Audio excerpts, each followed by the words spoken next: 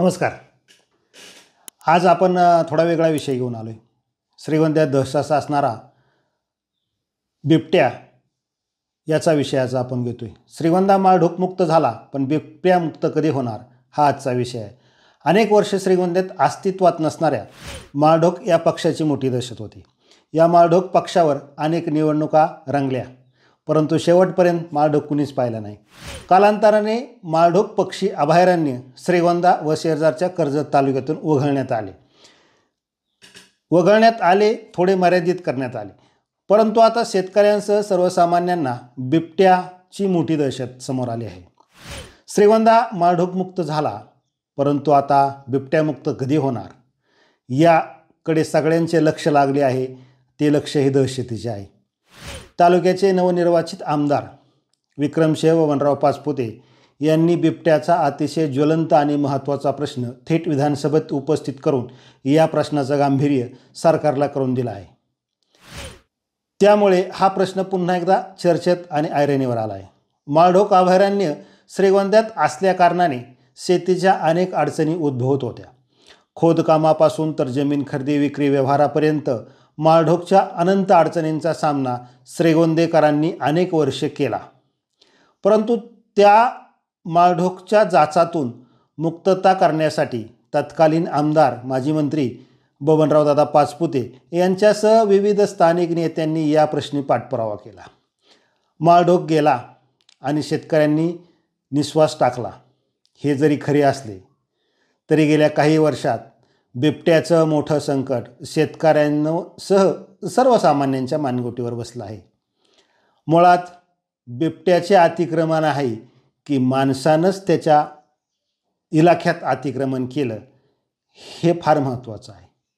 नदीकाठी असणारी गायरांची जमीन गायब झाली आणि तिथे पिके आली, माणसांचा राबता आला.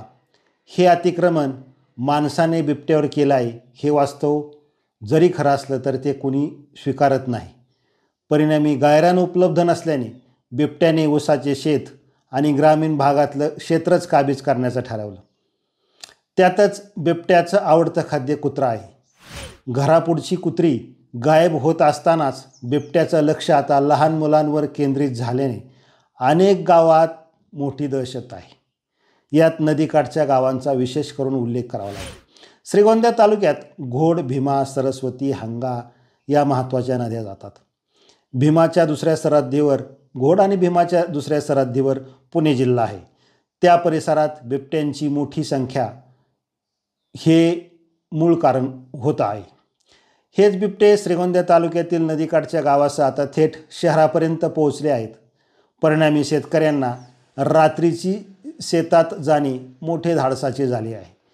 अजूनच येथे मध्यंतरी एका मुलीची बिबट्याने हत्या केली. त्यासोबत एका वृद्ध महिलेवर हल्ला करून त्या वृद्ध महिला नंतर मरण पावल्या.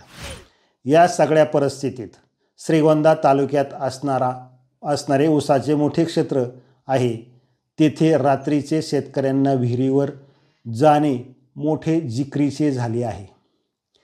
घराच्या बाहेर पडले की बिबट्याची दहशत निर्माण होते. बिबट्या कधी दिसेल याचा भरोसा राहिलेला नाही. शेतकरी अधांतरी आणि दहशतीत आला आहे. शेतकऱ्यांसमवेत सामान्य माणूस, व्यापारी यात दहशतीत आहे. त्यामुळे बिबट्याला रोखणं काळाची गरज बनली आहे. बिबट्याला पकडण्यासाठी पिंजरा लावा ही मागणी स्थानिक शेतकऱ्यांची असली तरी त्याला वन विभागाकडून फार योग्य प्रमाणात दुजोरा भेटत नाही, अथवा पिंजऱ्यांची संख्या कमी असल्याने त्यांची ही अडचण होती अथवा त्यांचाही नाईलाज होतो. आता हा प्रश्न झाला बिबट्याचा स्थानिक.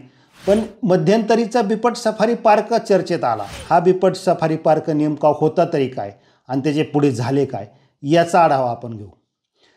बबनराव पाचपुते वनमंत्री असताना श्रीगोंदा तालुक्यातील बेलवंडी परिसरातील नगरदौंड महामार्गालगत असणाऱ्या क्षेत्रावर सफारी पार्क प्रकल्प मंजूर करून त्यांनी घेतला होता. या प्रकल्पाचा उद्देश अतिशय चांगला होता आणि आजच्या काळात तो बिबट सफारी पार्क किती महत्त्वाचा होता हे लक्षात येते. त्या वनविभागाच्या क्षेत्रावर बिबट सफारी पार्क केंद्राकडून मंजुरी घेतली, राज्याकडून मंजुरी घेतली आणि त्यासाठी पाचपुतेंनी 14 कोटी रुपयाचा निधीही मंजूर केला. त्यातील हा 7 कोटी रुपयाचं प्रत्यक्ष अनुदान जमाही झाले होते. पाचपुते यांच्या समवेत तत्कालीन अधिकारी वनविभागाचे असणारे RFO देवखेडे साहेब यांनी यात अतिशय मोठा पाठपुरावा केला होता. या बिबट सफारी पार्कमध्ये एकंदरीत 20 मोठे पिंजरे ठेवण्यात येणार होते. त्यातील 4 पिंजरे हे पर्यटकांसाठी होते. त्या 4 पिंजऱ्यांना डिस्प्ले देण्यात आला होता, म्हणजे त्यातून पर्यटक बिबट्याला पाहू शकत होते, परंतु बिबट्या पर्यटकांना पाहू शकत नव्हता. सोबतच वन्य प्राण्यांचे अद्ययावत रुग्णालय याच बिबट सफारी पार्कमध्ये होते. अधिकाऱ्यांचं मुख्यालय, RFOंचं कर्मचाऱ्यांची वसाहत आणि मुख्य कार्यालय अशाही इमारती या बिबट सफारी पार्कमध्ये होत्या.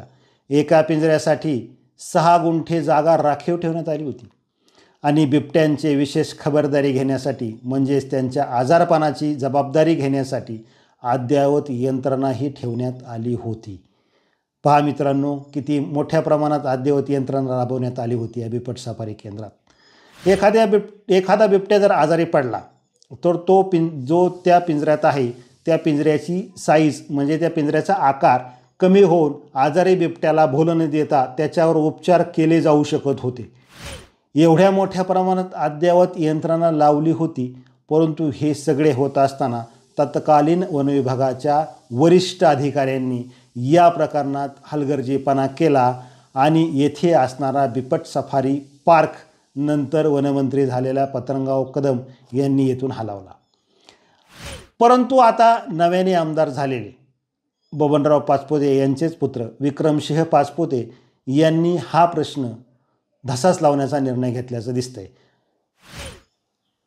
या प्रश्नात त्यांनी जर लक्ष दिलं तर अजूनही मंजूर असणारी बिबट सफारी पार्क या भागात पुन्हा होऊ शकतो ही परिस्थिती असल्याचे समजते. बिबट्याची दहशत वाढल्याने त्यांचा बंदोबस्त कसा करायचा या प्रकरणी आता सर्वसमावेशक विचार होणे गरजेचं आहे. त्या दृष्टीने चर्चा सुरू झाली आहे. पाहू शेतकऱ्यांना आणि सर्वसामान्य या प्रश्नात आणि प्रशासन कशा प्रकारे दिलासा देतं ह्या थोड्या दिवसात समजणार आहे. परंतु बिबट्याची दहशत प्रचंड आहे. लोकांना ती जाणवते, लहान मुलांना विशेष करून त्याची दहशत जास्त जाणवते. परंतु सरकारी यंत्रणेचे लाल फितीतला कारभार हा अडचणीचा आहे. त्या दृष्टीने आता विक्रमसिंह पाचपुते यांनी जी हातात भूमिका घेतली बिबट्याची, पहिल्याच अधिवेशनात पहिल्याच दिवशी त्यांनी जो विषय पुढे आणला बिबट्याचा तो अतिशय गंभीर होता. आता त्याच्या माध्यमातून ते किती प्रयत्न करतायत सरकार दरबारी आणि बिबट सफारी पार्क होतोय का, पिंजरे वाढत आहेत का, वन विभागाचं कार्यक्षमता वाढती याकडे लक्ष देणं गरजेचं आहे. वन विभागात जे काही अडचणी आहेत त्याकडेही आमदारांना लक्ष द्यावं लागणार आहे. वन विभागातून तत्काळ नियोजन होतं का, लोकांच्या जे फोन येतात त्यांना लगेच उत्तरं मिळतात का, अधिकारी हलगर्जीपणा करतात, हेही याकडे लक्ष द्यावं लागणार आहे. एकीकडे हे लक्ष देता येत असतानाच वन विभागाच्या अधिकारी आणि कर्मचाऱ्यांच्या अडचणीही लक्षात घ्याव्या लागणार आहेत. परंतु एकंदरीतच बिबट्याने जो सध्या हाहाकार माजवला आहे तो एकट्या श्रीगोंद्यापुरता नसला तरी श्रीगोंद्यातल्या आमदारांनी याची प्रकर्षाने विधानसभेत आठवण करून गेली, जाणीव करून दिल्यामुळे त्याची जी अडचणी आहेत त्याची उत्कंठा, त्याची उत्सुकता जास्त आहे की यातून काहीतरी मार्ग निघेल. पाहूया विक्रमसिंह पाचपुते यांच्या प्रयत्नांना यश येते का. नमस्कार.